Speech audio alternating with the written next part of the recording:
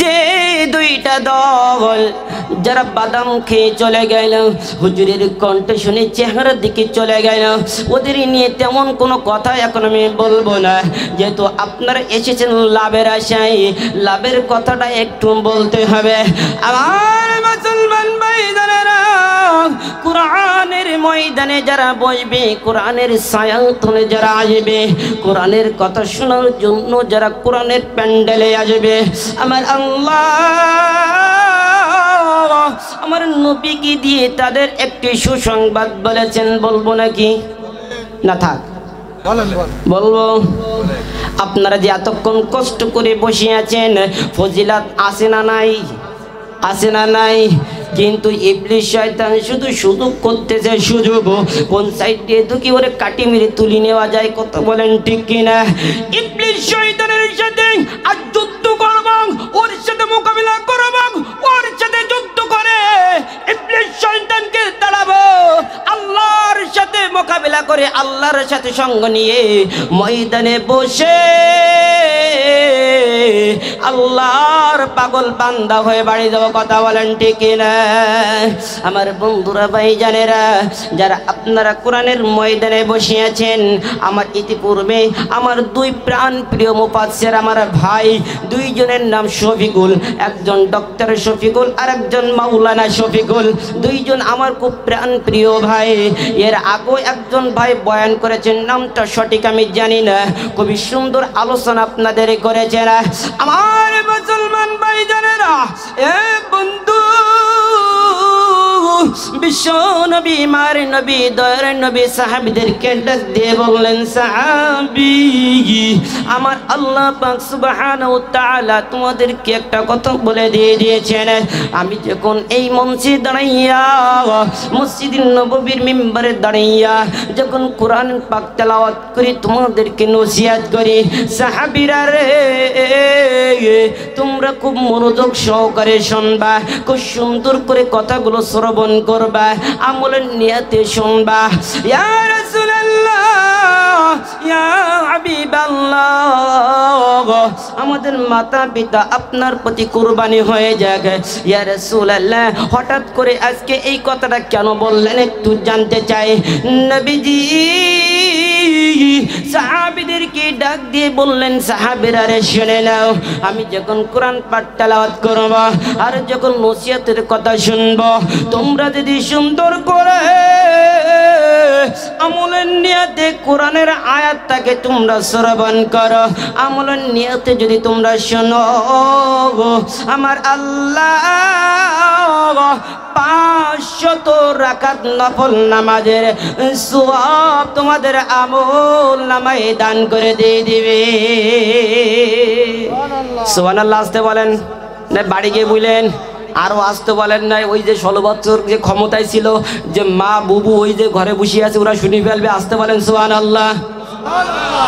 আরে ভাই, এর আগে সুবহানাল্লাহর আওয়াজ দূরে গেলে, আল্লাহু আকবারের আওয়াজ দূরে গেলে, স্বৈরাচার সরকারের শেখ হাসিনার বাহিনী এসে অ্যাটাক করতো।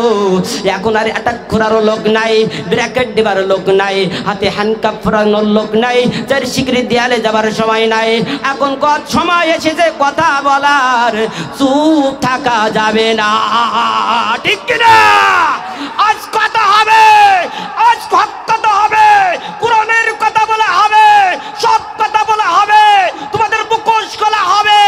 আজ আহসানি সাহেব কথা বলবে, হুঙ্কার দেবে, রাজপথ গরম করবে, সাহস থাকলে বাপের বেটা হলে আমার মাইক্রোফোন কেড়ে দেখা, কথা বলেন ঠিক কিনা? আমার ভাই জানেরা, কথা বলতেই হবে। আলোচনা এক কান ধরেছি, সময় পাইলে বলে যাব, আর আপনারা বসে থাকলে আমিও ছাড়বো না, কথা কন দেখেন। আমার মুসলমান ভাই জানেরা, বিশ্ব নবী মায়ের নবী সাহাবীদেরকে ডাক দিয়ে বললেন, সাহাবেরা রে, 500 রাকাত নফল নামাজের সওয়াব আমার আল্লাহ তোমাদের আমল নামায় দান করে দিয়ে দিবে। কয় শত রাকাত বললাম? আরো জোরে। 500 রাকাত নফল নামাজের সওয়াব দান করবে। কাজটা হলো কি, এই জান্নাতের বাগানে বসে আমি যে বয়ানখানা করব, যে আয়াতের উপরে তাফসীর করব, ওই আয়াতের সারমর্মটা একটু ভালো করে বুঝতে হবে আর আমলের নিয়তে শুনে তারপর বাড়ি যেতে হবে। কথা বলেন ঠিক না? এই যে মুরব্বীরা দীর্ঘ মনে হয় 70-75 বছর বয়স হয়েছে নাকি, হয়েছে না? তার চেয়ে এই মুরব্বীর একটু বেশি হয়েছে। হ্যাঁ, একই। যাক আলহামদুলিল্লাহ, দুইজন মুরব্বীকে পাশে পেয়েছি। আচ্ছা বলুন তো, সুদীর্ঘ দিন তো আপনার দাড়ি পেকে গেছে, চেহারা দেখে বোঝা যাচ্ছে অনেক আগে থেকে নামাজ পড়েন, তাই না? এই যে নাম একদম কপালে যে এই যে একদম এই যে দাগ কেটে গেছে, আলহামদুলিল্লাহ বলেন না কেন? আমার বন্ধুরা, কাল কিয়ামতের ময়দানে নামাজি ব্যক্তি যখন কিয়ামতের ময়দানে উঠবে, ওই ব্যক্তির নামাজি কেমনে চেনার উপায় থাকবে একটা, সেটা কোনটা জানেন? ওই যে তাকান, কপালের দিকে তাকান। কি সুন্দর করে একজন একেবারে লাল একদম কালো একটা দড়া কাটিয়ে উঠলো, এই দিকে সলিমুদ্দি কি করলো? নামাজ কালাম পড়ে না। শামীম উসমানী বলতেছে প্রত্যেকদিন রাতে আমি 72 রাকাত তাহাজ্জুদ নামাজ পড়ি। কথা বলেন ঠিক কিনা? আছে না নাই? এই পাগলার ঘরের পাগলা, 16টা বছর জ্বালানি তাহাজ্জুদ নামাজ তো দূরে থাক, তোর ঘর তল্লাশি করে একটা তসবিহ খুঁজে পাইনি। কথা বলেন ঠিক কিনা?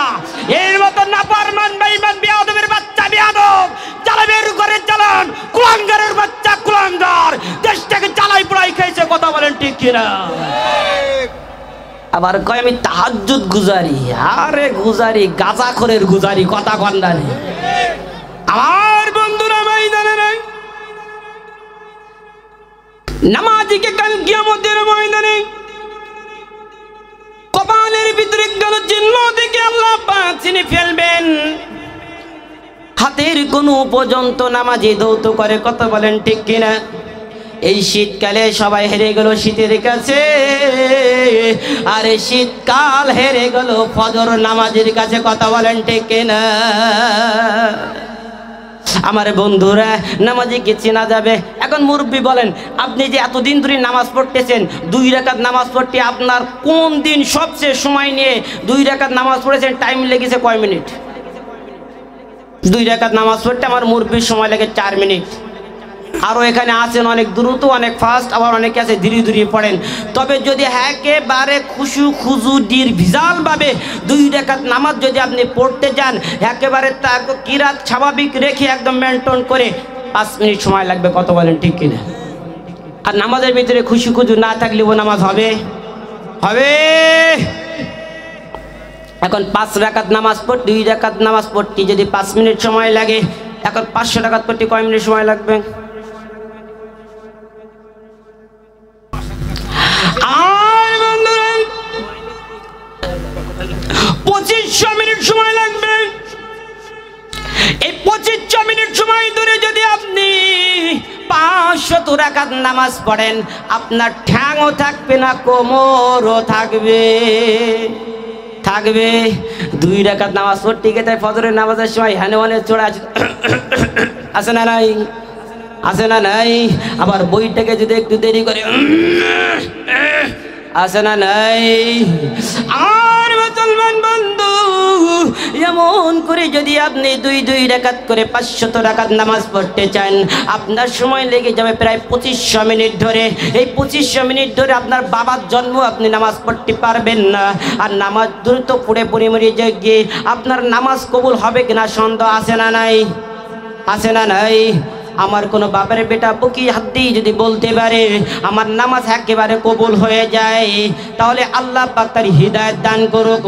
কারণ হলো, যদি কেউ একদিন একটু পরিমাণ যদি হারাম খায়, 39 দিন পর্যন্ত তার কোন ইবাদত কবুল হয়? এর ভিতরে অনেক বিড়ি ঘর আছে না নাই?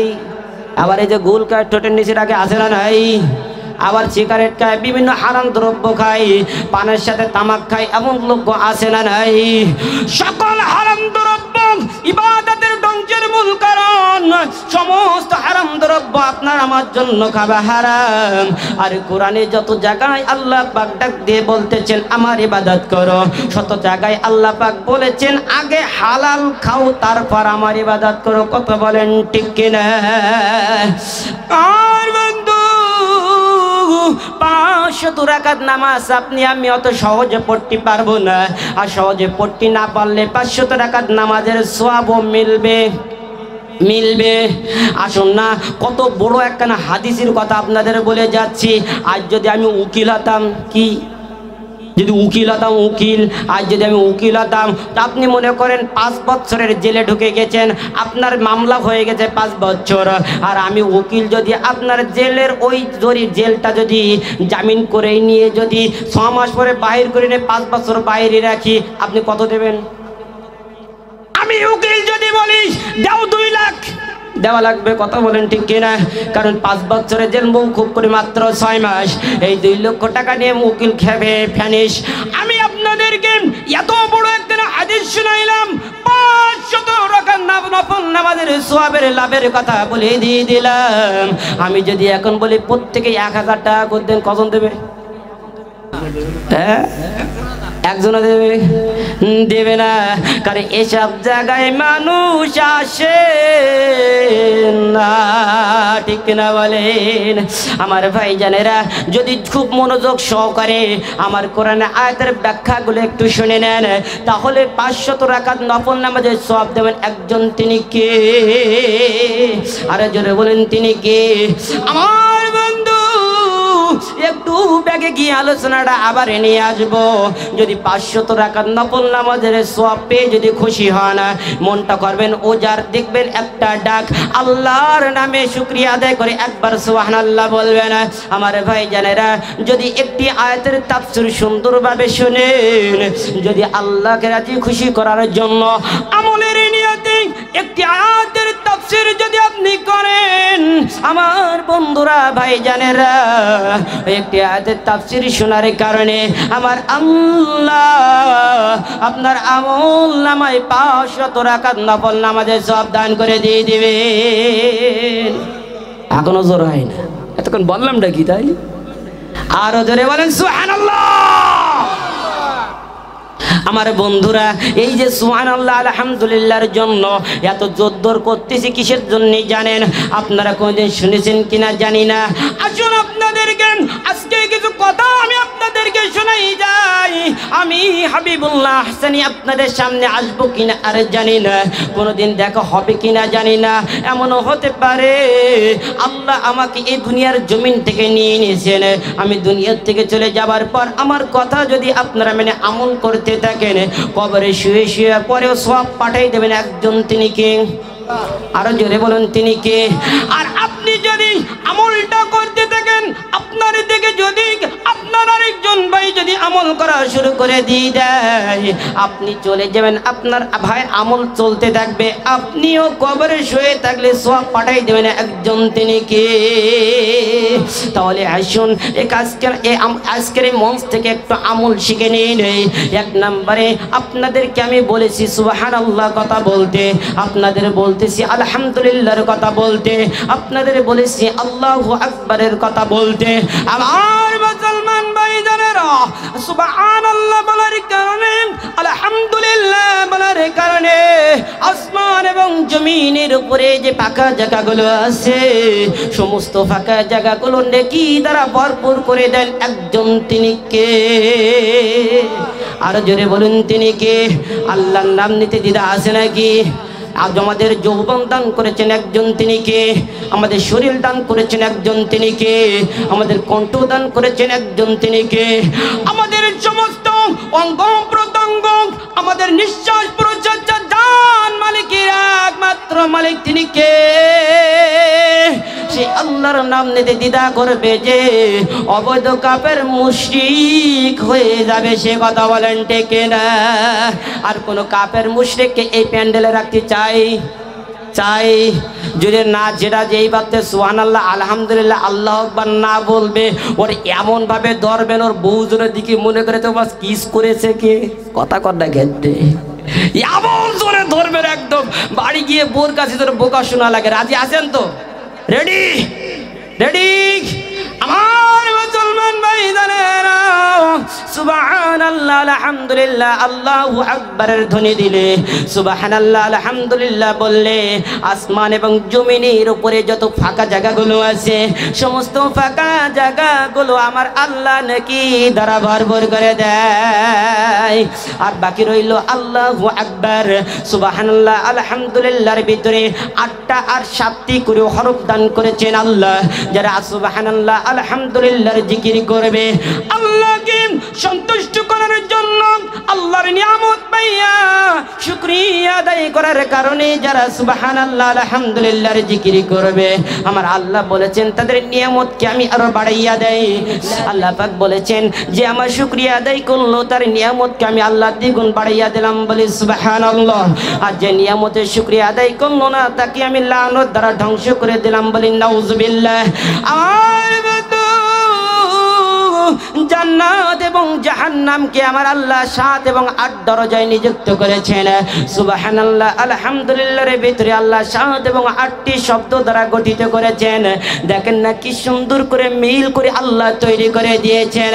বিশ্ব নবী মারি নবী বলেন যে বান্দা আল্লাহর নিয়ামত পাই আল্লাহর শুকরিয়া আদায় করলো, আমার আল্লাহ তাকে সুবহানাল্লাহ আলহামদুলিল্লাহ বলার কারণে জান্নাতে জাহান্নামের 7টি দরজা চিরদিনের জন্য বন্ধ করে দেবে, বলে সুবহানাল্লাহ।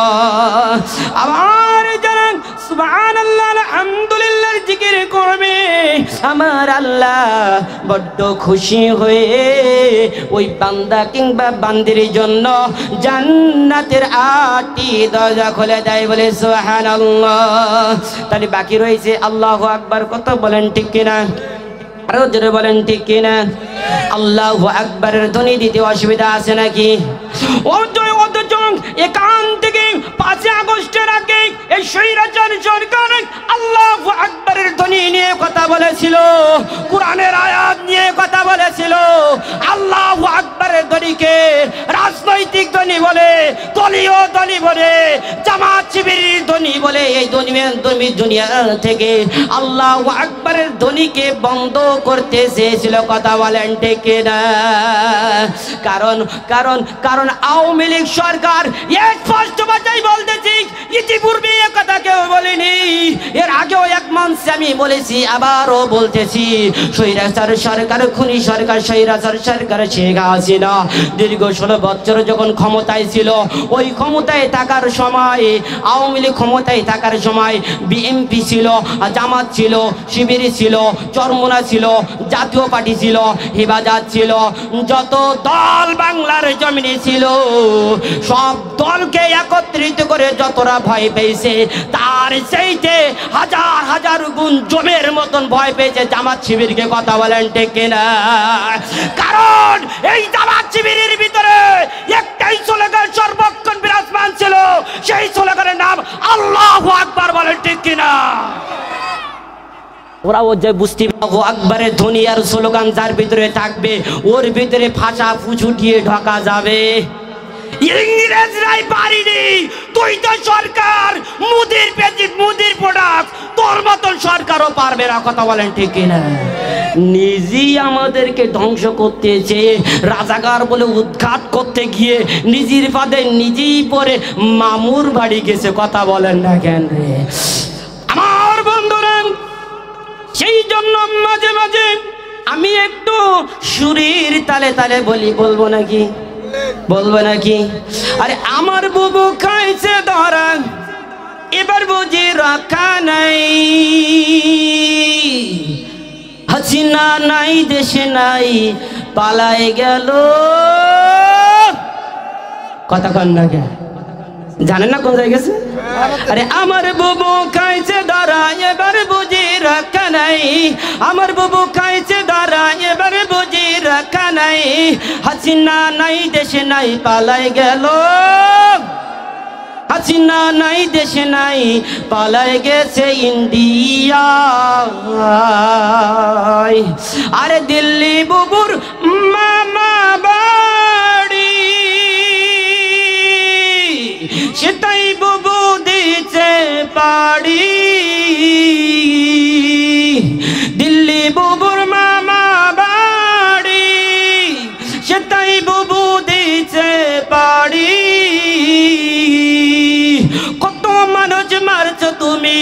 কত মানুষ মারছো তুমি, কত মানুষ মারছো তুমি, জনতায় আজ জানতে চাই। হাসিনা নাই দেশে নাই পালাই গেল, হাসিনা নাই দেশে নাই পালাই গেল ইন্ডিয়ায়। বুবু তোমার আর এই দেশে ঠিকানা এই জন্মে আর হবে না। হবে কি হবে? স্বৈরাচার সরকার, খুনি সরকার, নিষ্ঠুর সরকার, কুলাঙ্গার সরকার শেখ হাসিনা আবার যদি কোনদিন বাংলার জমিনে আসে, বাংলার তাওহীদ জনতা, সাতক্ষীরা তাওহীদ জনতা, ইল্লাচর তাওহীদ জনতা সেটা বরদাস্ত করবে না, রেহাই দেবে না, কোটি থেকে কোটি প্রতিবাদ করবে। ঠিক কিনা বলে?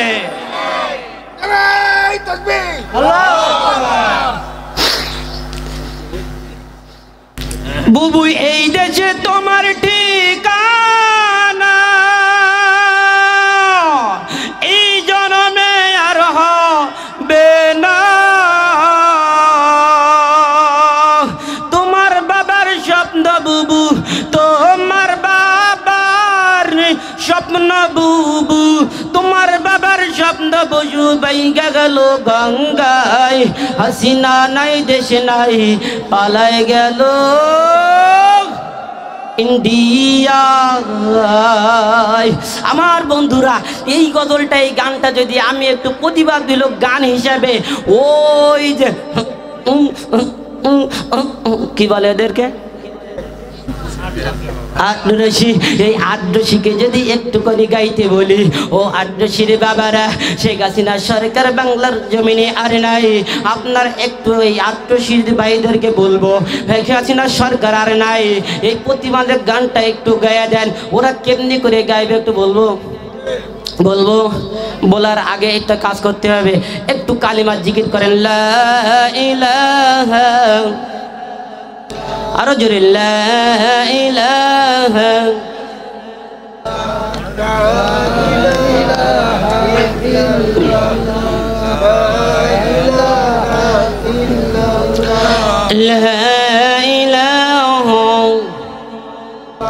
আমার বন্ধুরা ভাইজানেরা, যদি এইটা আটরশির বাবাদের কাছে দিয়ে দেয়, পীর বাবাদের কাছে যদি দিয়ে দেয়, আপনারা একটু সরকারকে নিয়ে একটু প্রতিবাদমূলক গান গেয়ে যান, তারা এমনি করে গাইবে।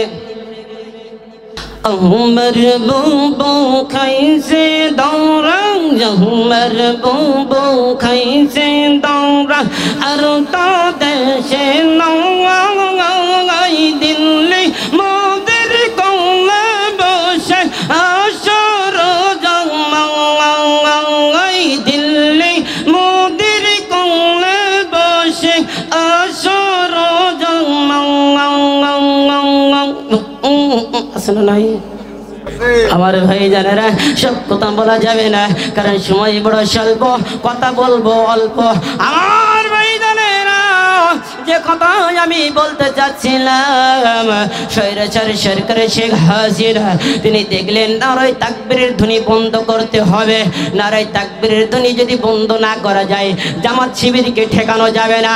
আর যদি জামাত শিবির বন্ধ না করা যায়, এদেরকে যদি ঠেকানো না যায়, আমার গদি থাকবে থাকবে থাকবে না। আমার বাবারা, আমার বন্ধুরা, ফিরিয়ে যেতে হবে 1450 বছর আগে। আমার নবীজি যখন মক্কার অলিতে আর গলিতে, আমার নবীজি যখন কোরআনের দাওয়াত দেওয়া শুরু করলেন, আবু জেহেলের দল থেকে যখন সমস্ত লোক বাহিনী বেঈমানগুলো নবীর ছায়াতলে এসে কালেমা পড়ে মুসলমান হতে লাগলো, আমার বন্ধুরা, আবু জেহেল বড় চিন্তায় পড়ে গেলেন, কি করা যায় ভাবনায় পড়ে গেলেন। মক্কার সমস্ত ইউনিভার্সিটির নেতারা যারা ছিল, আবু জেহেল, আবু লাহাব, উতবা আর শাইবা, আবু সুফিয়ান এক জায়গায় বসে একটা মিটিং করলেন। এই মিটিংয়ে সিদ্ধান্ত হলো মুহাম্মাদের কালেমার দাওয়াত বন্ধ করতে হবে। মুহাম্মাদের কালেমার দাওয়াত যদি বন্ধ না করা যায় আমার দলের লোক কমতে থাকবে, আর এমনি করে যদি একদিন পরিপূর্ণ হয়ে যায় আমাদের চেয়ার আর থাকবে না। কথা বলেন ঠিক কিনা? আমার বন্ধুরা, শেখ হাসিনা যখন ক্ষমতায় আইলো 5 বছর ক্ষমতা চালানোর পরে দেখলো ভাব ভালো, এভাবে চলতে থাকলে আমার গদি আর থাকবে। প্রথম 5 বছরে যে অপকর্মগুলো করেছে এর বিচার করতে গেলে আমার জীবন শেষ। 16 বছর পরে এসে যে মামলাগুলো হয়েছে মিনিমাম 8-6 বছর জেলে থাকা লাগবে। কয়শো বছর? 800 বছর জেলে থাকা লাগবে। বাঁচবে বা কয়দিন? ওর যদি কঙ্কালও যদি জেলে রাখা হয় 800 বছর থাকবে। আমার বন্ধুরা, ক্ষমতাকে ধরে রাখার জন্য মোদির কাছে পরামর্শ নিল। রে বাবা মোদি, একটু পরামর্শ দিয়ে দাও, কি করা যায়? বলে কিছুই করা লাগবে না, তাকবীর বন্ধ কর, সাইদিকে জেলে ঢোকা। কথা বলেন ঠিক কিনা? আরো জোরে বলেন ঠিক কিনা? মোদির চক্রান্তে, মোদির কথা শুনে তুমি সাইদিকে জেলে ঢুকাইলা, নারায়ে তাকবীরের বিরুদ্ধে কথা বললা, আল্লাহ নারাজ হয়ে গেছে। তোমার পতন এই জমিনে তাওহীদের জনতার সামনে দিকে এসে। কথা বলেন ঠিক কিনা? এখন এমন হাহাকার হয়ে গেছে বাংলার জমিনে একটাই মাত্র ফ্যামিলি, যে ফ্যামিলির দুঃখ দেখারও লোক নাই। একজন হয়েছেন স্বামী হারা, আরেকজন হয়েছেন আরেকজন হয়েছেন স্ত্রী হারা, আরেকজন হয়েছেন বাড়ি হারা, আরেকজন হয়েছে তার সহধর্মিনী হারা। এমন হারা হয়েছে, কোনো কুল কিনারা না পেয়ে এরা গঙ্গার জলে ডুব দিয়েছে। কথা বলেন ঠিক কিনা? আরো জোরে বলেন ঠিক কিনা? আমার ভাইজানেরা, শেখ হাসিনার কুল কিনারা এখন আর নাই, নিরুপায় হয়ে এখন পাড়ি জমাইতেছে অন্য জায়গায়। কথা বলেন ঠিক কিনা? আমার মুসলমান ভাইজানেরা, আল্লাহু আকবারের ধ্বনি বন্ধ করার জন্য তারা চিন্তা ফিকির করলো। 1 নম্বরে যিনি পরামর্শ দিয়েছিলেন তিনি হলেন মোদি, আর পাশে যারা যিনি উৎসাহ দিয়েছিলেন এই যে কাউয়াকাদের। কথা বলেন ঠিক কিনা? খেলা হবে, আসে না নাই? সেদিন বলেছিল খেলা হবে, আমরাও বলেছিলাম আমরাও খেলবো, মাঠে নামবো। ওরা বললো তোমরা মাঠে নামো, আমরা মাঠে নেমেছিলাম। রেফারি ওদের, খেলোয়াড় ওদের, গোলকি ওদের, বর্ষকার ওদের, সব ওদের। ওরা শুধু বলেছিল কিক মারলি গোল। কই কিক মেরেছে এমন কিক যে ওই কিক বারে লেগে বল এসে মুখে লেগে বাউন্ডারির বাইরে। কথা কর না গেরে। আমরা মাঠ ছাড়িনি, আমরা ময়দান ছাড়িনি, আমরা মাঠে আছি, ময়দানে আছি, তোমরাই পালিয়েছো। কথা বলেন ঠিক কিনা? বেলজ্জতি, বেহায়া, বেশরমের মতো 5 আগস্টে নৌকার তরি ছেড়ে তুমি ভারতে পালাই গিয়েছো। এদের উপায় কি হবে? খুলনা পায়ে সাগরের তলায় ডুব দিয়েছে। কথা বলেন ঠিক কিনা? এই যে কয়েকদিন আগে সম্ভবত বা 26শে ডিসেম্বর আমি প্রোগ্রাম করেছিলাম কলরোয়ায়, একটানা 2 দিন 26 এবং 27। আমার ভাই জানেরা, 26 তারিখের দিন ওখানে এসেছিল ডক্টর শফিকুর রহমান। আল্লাহ পাক সুবহানাহু ওয়া তাআলা এই মহান ব্যক্তিকে বারাকাল্লাহু ফি হায়াতি দান করুন, সকলে বলে আমিন। কারণ বাংলাদেশে দীর্ঘ 16 বছর নয়, এর আগেও যেদিন থেকে বাংলাদেশ জামাত ইসলাম জামাত ইসলাম একটি দল প্রতিষ্ঠিত হয়েছে, সেদিন থেকে আজ পর্যন্ত এত সুন্দর নেতা আমার চোখে আমি দেখি নাই। এর আগে ছিল কিনা জানি না। আমার চামড়া পর্দা চক্ষুই দেখা, আমার বিবেক দিয়ে বিবেচনা করা এমন একজন মানুষ বর্তমান সময়ে পাওয়া যায়। এই সেলার নেতারা তেল চুরি করলো, ডাল চুরি করলো, তেল চুরি করলো, ঘাটের তলায় লুকাই তোলো, পানির তলায় ঝুলাই তোলো, সমস্ত মানুষগুলোকে না খাওয়ে এমন ভাবে নির্যাতন করলো। আর এই ব্যক্তিটা গোলা সমান পানিতে সাঁতরে গিয়ে ডুবু অঞ্চলে মানুষদেরকে খাবার পৌঁছাই দিয়েছে। কথা বলেন ঠিক কিনা? আপনারা সব কিছু দেখেছেন, টিভিতে দেখেছেন, ওইটাপে দেখেছেন, ফেসবুকে দেখেছেন, সব কিছু জানেন, এটা আমার বলার অবকাশ রাখে না, তবুও একটু বলতে হচ্ছে। ওই যে কলরায় প্রোগ্রাম করতে গিয়েছিলাম, আমার ভাই জানেরা 5 আগস্টের আগে এই এলাকায় আওয়ামী লীগের সংখ্যা কম ছিল না বেশি ছিল? বর্তমান কি অবস্থা আছে? মোটে হ্যাঁ, নো ক্লিয়ার, মরম লাগায় সব ক্লিয়ার। আল্লাহ, সেদিন কি এক ডাক্তারের কাছে গিয়েছি, গিয়ে বলছি স্যার আমার মাদ্রাসায় সমস্ত, ওই যে আমার ইব্রাহিম ভাইও গিয়েছিল, বলছি স্যার আমার মাদ্রাসায় সমস্ত ছেলেপিলির এত চুলকানি, এ মোটে 37 না, কি করা যায়? একটা সারাই 5টার হয়, ওই 5টা সেরে যায় 10টার হয়, ছেলেপিলি অনেক, কি করব? বলে ওতে হবে না, একবারে সব সারাইতে হবে। কথা বলেন না কেন? তাহলে কি করব? 5টা 6টা ক্রিম নিয়ে যান, নাম হলো নো ক্লিয়ার, সবার মাখাই দাও, একবারে ছেলেগুলি ফিনিশ, আর কোনোদিন হবে না। এই আওয়ামী লীগও তাই হয়েছে, 2-5টা করে যায় বুঝ নিয়ে আওয়ামী লীগ থেকে জামাতে আসতেছিল, 5 আগস্টে আর ক্রিম মাখাই সব ঠিক করে দিয়েছে। কথা বলেন ঠিক কিনা? আমি ওই যে কলরায় গিয়েছিলাম, কলরায় যাওয়ার পরে 26 তারিখে ওই দিন ডক্টর শফিকুর রহমান উনি কলরুয়া বা ওই যে কয়রা বাজারে উনি প্রোগ্রাম করার পরে উনি চলে গিয়েছিলেন। ওই দিন রাতের বেলা আর প্রোগ্রাম ছিল না, 27 তারিখে আমার ছিল একটি প্রোগ্রাম, এই জন্য আমি রাতের বেলা থেকে গেলাম।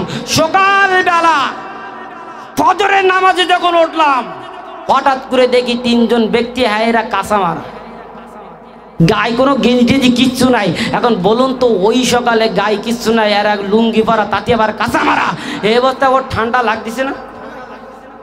আমার একটু আমার আবেগ মনটা চাইলো, আসলে এমন অবস্থায় এরা এই নদীর ধার দিয়ে যায় কই?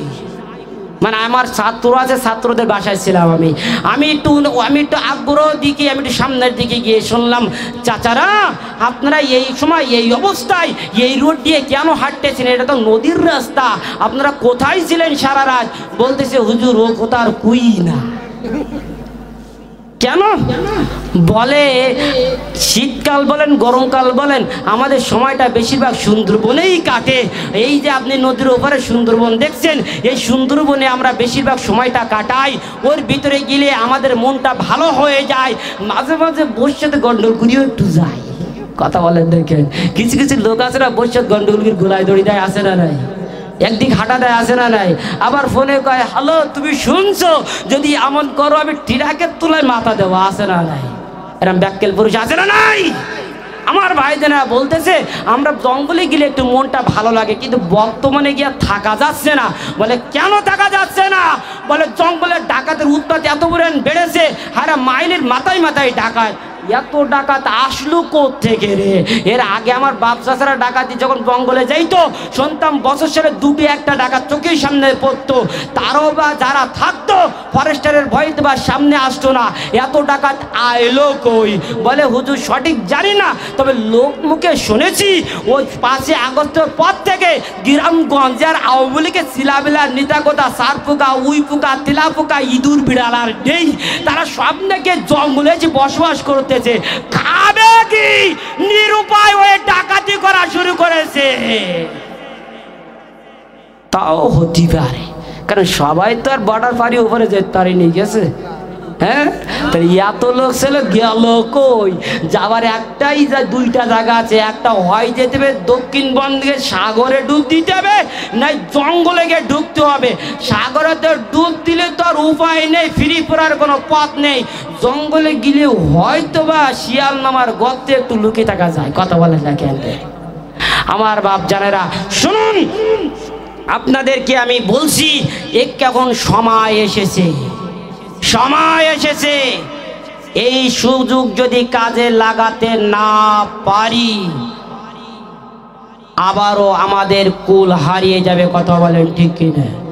শুনে রাখো মুসলমান, বিশ্বের ইতিহাস পড়ে যেটা পেয়েছি, তাফসীর পড়ে যেটা পেয়েছি, আল্লামা সাঈদী সাহেব হুজুর কথা থেকে যেটা বুঝেছি, স্বৈরাচার সরকার শেখ হাসিনা পালিয়েছে, গুটি বাটি গুছাই নিয়ে পালিয়েছে, নৌকা নিয়ে পালাই গিয়েছে। এই স্বৈরাচার সরকার যত না খারাপের খারাপ ছিল, আবারও যদি কোনোদিন বাংলার জমিনে কোনো স্বৈরাচার সরকারের আবির্ভাব হয়, জন্ম হয়, শেখ হাসিনা সাইতে 3 ডবল রূপ ধারণ করবে। কথা বলেন ঠিক কিনা? এই সাতক্ষীরাবাসী আপনাদের কাছে জানতে চাই, এমন স্বৈরাচার সরকারকে আমরা আর হতে দিতে রাজি আছি? টান টান করে বলতে চাই, এমন স্বৈরাচার সরকার আজ চাই না।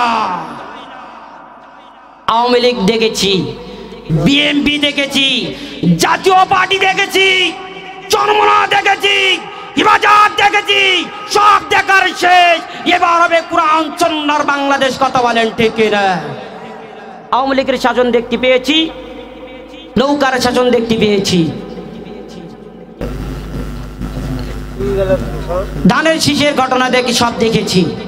আর দেখতে চাচ্ছি না, এবার দেখতে চাই আল কোরআনের দাড়ি পাল্লাই মেপে মেপে আইন কষার সময়। কথা বলেন ঠিক কিনা? আপনারা রাজি আছেন? রাজি আছেন? তাহলে শপথ গ্রহণ করুন, আমার সাথে ঐক্যত হন। আগামীর নির্বাচন জামাত ইসলামের নির্বাচন, আগামীর নির্বাচন জামাত শিবিরের নির্বাচন, আগামীর রাষ্ট্র আল কোরআনের রাষ্ট্র। কথা বলেন ঠিক কিনা? আমার বন্ধুরা, আমি প্রথমে যে আলোচনাগুলো করতেছিলাম, আলোচনার পর্যায়ক্রমে আস্তে আস্তে আলোচনা বা একটু লম্বা হয়ে গিয়েছে। আমি একটু পেছুইন, আবার একটু পেছুইনের দিকে যেতে চাচ্ছি আলোচনা শেষ টাইমে। শুনুন, একটা পরিবেশ লাগে, লাগে কিনা? যে কোনো একটা পরিবেশ আছে না? তারপরেও কোরআনের কথা যারা বলবে, যে কোনো পর্যায়ে যে কোনো জায়গায় দাঁড়াই বলবে। কথা বলেন ঠিক কিনা? হক কথা বলতেই হবে। তাই যেখানেই দাঁড়াও না কেন, যেখানেই থাকো না কেন, যেভাবেই থাকো না কেন, যে অবস্থাতেই থাকো না কেন, পাঁচের রশ্মি তোমার গলার সামনেই জ্বলবে, তবুও তোমাকে হক কথাই বলতে হবে। কথা বলেন ঠিক কিনা? যেভাবে বলেছেন নিজামী, মুজাহিদি, আল্লামা সাইদি, কোরআনের জন্য, ইসলামের জন্য পাঁচের মঞ্চে দাঁড়িয়ে হক কথা বলেছেন। ঠিক কিনা? আমরা তার উত্তরসূরি, আমরা তার পালিত সন্তান, আমরাও কাপুরুষ নই, আমরাও সামনে হক কথা বলবো। কথা বলেন ঠিক কিনা? আমার বন্ধুরা আসুন, আমি যে প্রথমে একটি গজল আপনাদের শুনিয়েছিলাম, সুন্নাত নয় শুধু দাওয়াতের মেহমান, সুন্নাত নয় শুধু খাওয়া শেষে মধুমান, আরো কিছু সুন্নাত আছে তুমি জানো কি? জানলেও জীবনে কখনো তা মানো কি? অনেক কিছু সুন্নাত আছে না নাই? আছে না নাই? সকল সুন্নাত গুলো আমাদের মানার দরকারও আছে না নাই? আমার বন্ধুরা, অল্প একটু সময় আপনাদের কাছ থেকে আমি চেয়ে নিচ্ছি, একটু সফর করেন। কষ্ট হচ্ছে নাকি? শেষ করে দেই, শেষ করি? কষ্ট হয়ে যাচ্ছে না? হ্যাঁ, চলবে, বেশি সময় নেব না, এক্ষুনি শেষ করে দিয়ে দেব। আমার বাজানেরা, আব্বা জানেরা, কুল্লু নাফসিন যায়িকাতুল মাউত, একদিন মরতে হবে, এর কোনো ভুল আসেনি? আসেনি? যে কোনো প্রাণী হোক না কেন, যার একবার জন্ম হয়েছে একদিন তাকে মরতে হবে। আর মরার পরে দুইটা জায়গা, একটা হলো জান্নাত আর একটা হলো কোন জায়গা? একটু কথা বলেন, শেষ করে দিয়ে দেব। আমার আব্বা জানেরা, বিচলিত হবেন না, টেনশন করবেন না, কষ্ট নিয়েন না। দীর্ঘ 16 বছর খুব কষ্ট করে আপনাদের জন্য আল্লাহ পাক বাঁচিয়ে রাখছে, আপনাদের কিছু শোনানোর জন্য আল্লাহ পাক বাঁচিয়ে রাখছে। কারণ আপনাদেরকে দীর্ঘ 16 বছর ভালো করে আমরা বলতে পারিনি। স্টেজের মঞ্চে উঠেছি, হাতে হাত করা দিয়েছি, স্টেজের মঞ্চে উঠেছি, একদম চুটা ধরিয়ে দিয়েছে, কথা বলার জন্য বসেছি, একটু বিয়াড়া কথা বললেই ধরে ধরে জেলখানায় ঢুকাইছে। কত বলেন ঠিক কিনা? আপনাদেরকে দীর্ঘ 16 বছর ভালো করে শোনাতে পারিনি, এখন আল্লাহ সুযোগ দিয়েছেন, একটু সফর করে বসেন, এক্ষুনি শেষ করে দিয়ে দেব। আমার বন্ধু, মরে কিন্তু একদিন যেতে হবে, আর কোনোদিন ফিরে এসে যাবে না। ওই মরার পরে দুইটা জায়গা হবে, একটা হলো জান্নাত আর একটা হলো জাহান্নাম। আপনারা কোন জায়গায় যাবেন? কোন জায়গায়? কোন জায়গায়? জান্নাতে যাব। জান্নাতে যাবার নিয়ত সকলের আছে না নাই? আমার বন্ধুরা, জান্নাতে যেতে গেলে জান্নাতে যাবার মতন কাজ করার দরকার আছে না নাই? আমার বন্ধু, বিশ্ব নবী মায়ার নবী মসজিদে নববীতে জান্নাত জাহান্নামের বয়ান করতেছে। আমার বন্ধুরা, নবীজি জাহান্নামের বয়ান যখন করা শুরু করে দিয়ে দিল, জাহান্নামের বয়ান শুনতে শুনতে সাহাবীরা মজুরি কান্না করা শুরু করে দিয়ে দিল। কান্না করতে করতে সাহাবীদের চোখের পানিতে দাড়িগুলো ভেজে যায়। আমার বন্ধু ঘরের ভিতরে মা খাদিজা হাউ মাউ করে কান্না শুরু করে দিয়ে দিল। নবীজি ঘরের ভিতরে গেলেন, গিয়ে ডাক দিয়ে বলেন, খাদিজা ও আমার প্রাণের স্ত্রী, তুমি কেন কাঁদো গো খাদিজা? তোমার চোখে পানি কিসের জন্য গো খাদিজা? আর বন্ধুরা, খাদিজা নবীকে ডাক দিয়ে বলেন, নবী গো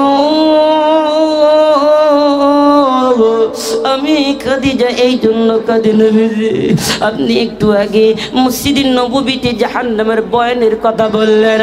নবী গো জাহান্নাম যে এত বড় কঠিন আমি খাদিজা জানতাম না, আমি জানতাম না নবীজি, জাহান্নাম এত বড় কঠিন আপনি বলার পরে আমি খাদিজার তো সহ্য করতে পারছি না গো নবীজি। নবীজি বলে, খাদিজা জাহান্নাম বড় কঠিন, তাতে তোমার সমস্যা কোন জায়গায়, তুমি কাঁদো কেন? খাদিজা বলে, নবী গো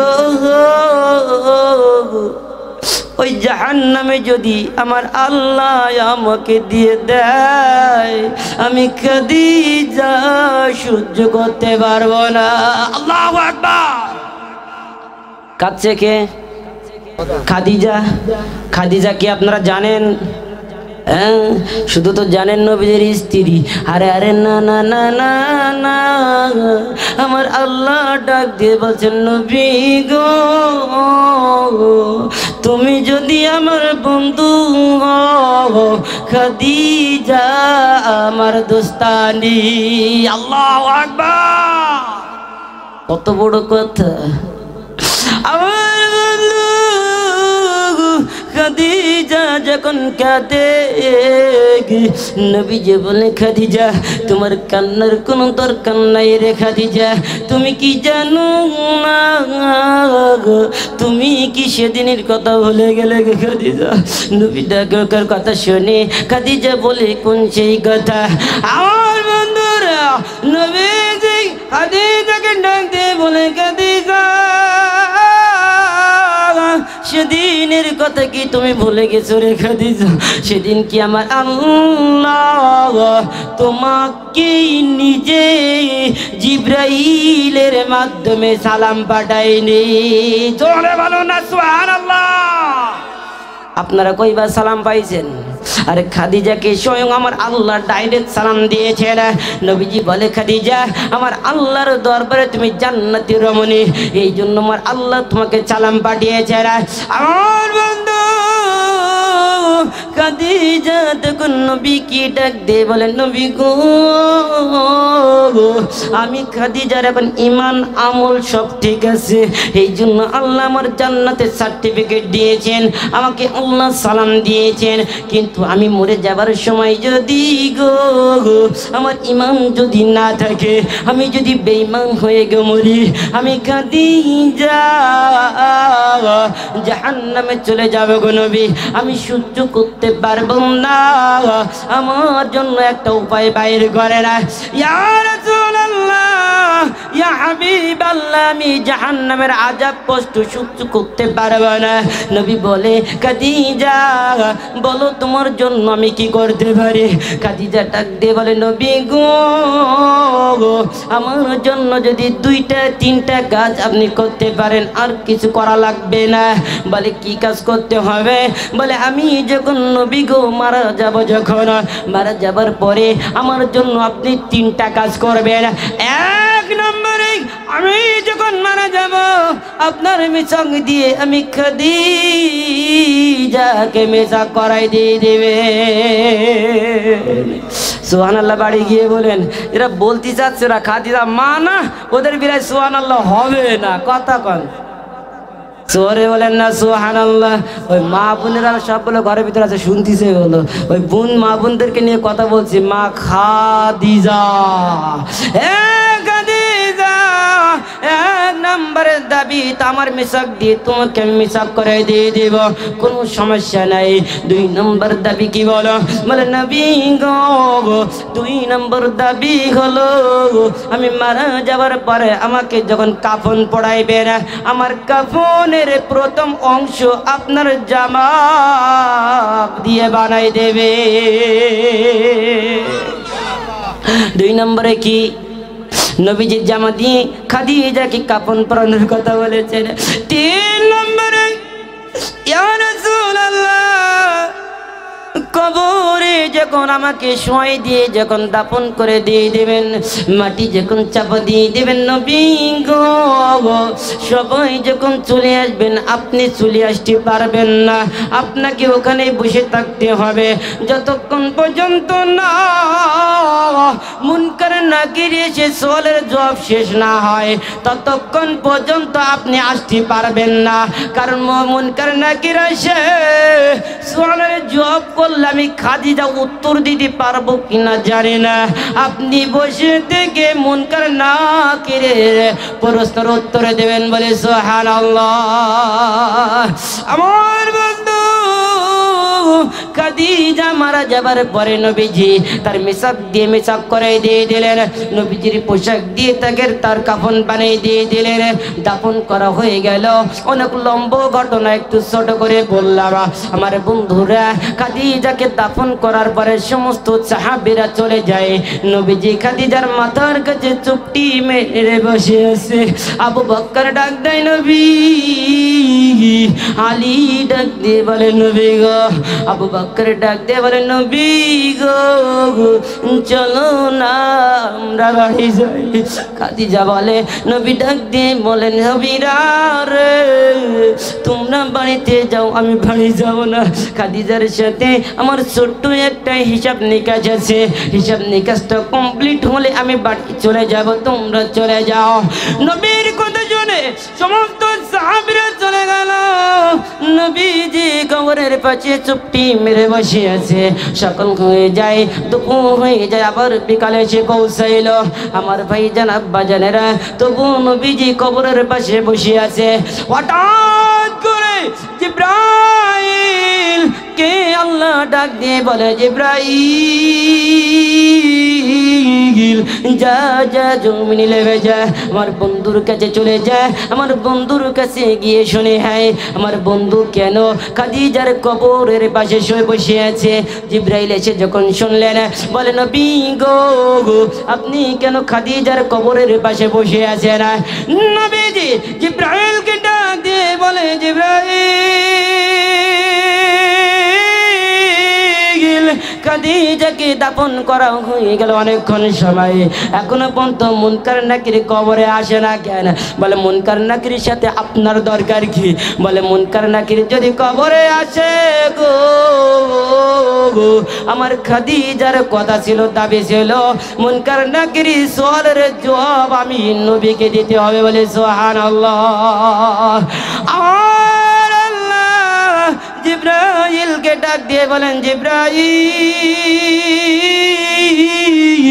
আমার দোস্ত কি তুমি জানাই দাও গো জিবরাইল, খাদিজার কবরে মুনকার নাকির আর ঢুকবে না, কারণ খাদিজার সওয়ালের জবাব আমি আল্লাহ দুনিয়া থেকে আমি নিজে মুনকার নাকিরকে দিয়ে দিয়েছি।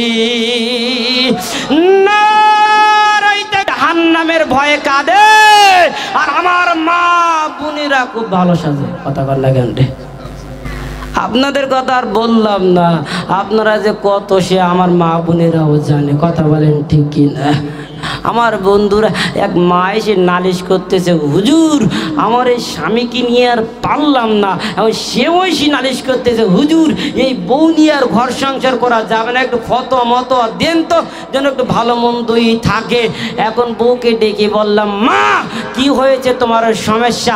দেখি চোখের গোড়ায় আছে পিস্তি, দাঁতে আছে পানকে সীতা, এমন অবস্থা মুখের দিক টাকা নিয়ে যায় না, বিভিন্ন রকম অবস্থার কারণে স্বামীর আর ওই বউ ভাল লাগে না। আমার বাজানেরা, মাকে বললাম, মা একটু দাঁত বিরাস করে চোখটা একটু ডলে মুছে একটু মেকআপ মুকুম মাখাইয়া স্বামীকে সন্তুষ্ট করার জন্য যদি আপনি ঘরের ভিতরে সেজে যান, আপনার স্বামী যদি দেখে একটিবার মুচকি এসে যদি দাঁতের কোনাটা বাইর করে দেয়, কবুল হজের সওয়াব দান করবেন একজন, তিনি কে? আরো জোরে বলেন, তিনি কে? বলে হুজুর শুধু আমার বলতেছে, রোলেকের আপনি চেনেন?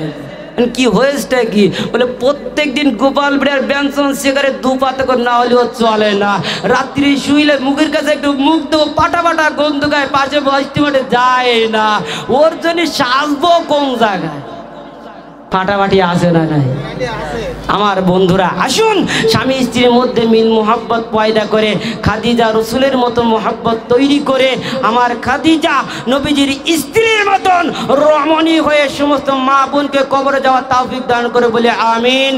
খালিদ বিন ওয়ালিদের মতো এমন একটা সুদর্শ পুরুষ, এমন একটা সাহাবী হয়ে আমার যুবক ভাইদেরকে জান্নাতে যাওয়ার তৌফিক দান করে বলে আমিন।